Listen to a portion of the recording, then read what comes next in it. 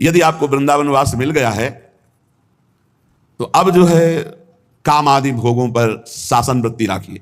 वनवास कर रहे हो, सावधान हो जाओ। श्रीपाद करे कांतत्व मात्र संसादित विकृततम स्त्री मयामेद्य पिंडम। ये जो स्त्री पुरुष शरीर है ये मांस आदि से बने हुए हैं, इसमें कोई सुख कहीं नहीं है। ये केवल भ्रमात्मक कामादि दोष उत्पन्न होने के कारण परस्पर आकर्षण और ऐसा लगता है ये सुख है। श्रीपाद कह रहे हैं इस अपवित्र देह से घृणा कर ले अपने, कहीं सुख नहीं। कैसा भगवान का विचित्र खेल बना हुआ है कि परस्पर आकर्षण और आकर्षण कहाँ स्थानों में है वो सब देख रहे हो। श्रीपाद करे यदि वृंदावन वास मिला है तो थोड़ा विचार करके इस कामादि दोष से रहित होगे, तभी तो प्रेम प्रकाशित होगा। जहां काम होता है वहां प्रेम नहीं, जहां प्रेम होता है वहां काम नहीं। अर्था अनर्थान, रुपया पैसा के लिए व्याकुल हो जाना, व्यवस्था में चित्तवृत्ति जोड़ देना, प्रिया प्रीतम से चिंतन हटा देना, बहुत बड़ा अनर्थान, ये नाश का कारण बनता है।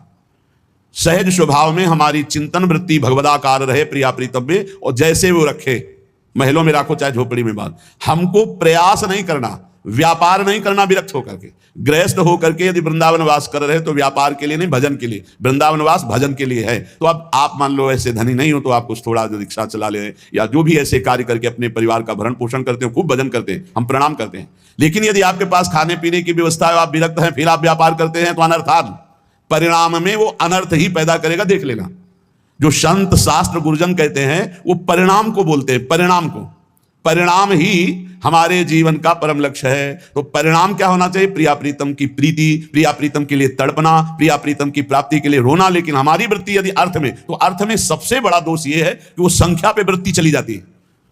अब 10 लाख हो गए, अब 10.5 लाख हो गए, अब 11 लाख हो, ऐसे चिंतन करते करते वो मर जाता है और संख्या बढ़ाता रहता है मरते समय तक। ये संख्या बढ़ाने की बहुत बड़ी दोष वृत्ति, अनर्थ वृत्ति इस अर्थ में है। वो चित्त को लुभायमान कर लेता है, और इतना लुभायमान कर लेता है कि गोस्वामी जी ने ऐसा ही मांगा, लोभी जिम प्रिय दाम तिम रघुनाथ निरंतर प्रिय लागो मुहि नाम। 2 बातों में, जैसे काम ही नारी प्यारी जिम, जैसे लोभी जिम प्रिय दाम। यहां कहने कांतत्व मात्र संसादित विकृततम स्त्री बयामेद्य पिंडम।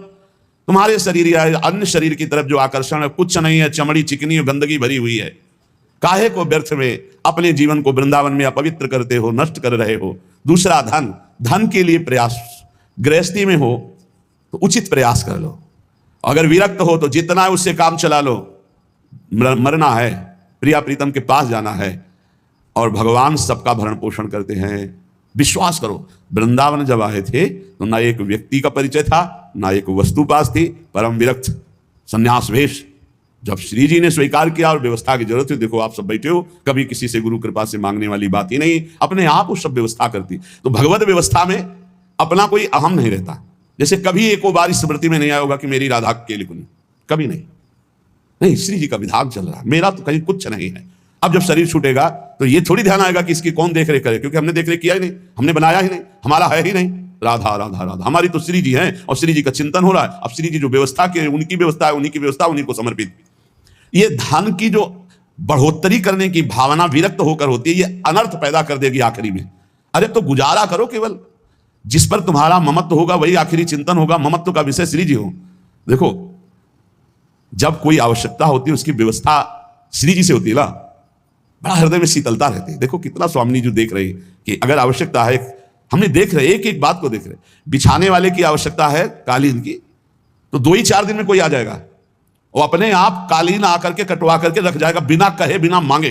और उसे पूछो, बोले 2-3 दिन से चिंतन चल रहा था कि क्या सेवा, क्या सेवा। हमारे मन में आया कि ये सेवा तो स्वीकार ही कर लेंगे और हम ये ले। तभी लोग कहते हैं इतनी बड़ी कालीन आई। हम कहा हाँ, बिछाने के लिए सत्संगियों के श्री जी अपने आप जो विश्वास, तब आपको पता चलेगा श्री जी की जिम्मेवारी है। योगक्षेमम हम तो वो देखो कर रहे, तुम्हारी जिम्मेवारी है। अनन्य चिंतन तो बाम, तुम अनन्य चिंतन श्री जी का करो, वो तुम्हारी सब व्यवस्था को देख रहे, निवृत्ति परक।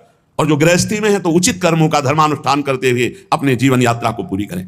जो अर्थ है वो अनर्थ का स्वरूप है, अनर्थ का स्वरूप। यदि वो भगवद आश्रित होकर जिए, अर्थ के आश्रित नहीं, अर्थ आश्रित हो गए तो अनर्थ पैदा कर देगा। अब ये बातें केवल जीवन में उतार ले तो भगवत प्राप्ति बिल्कुल नजदीक है।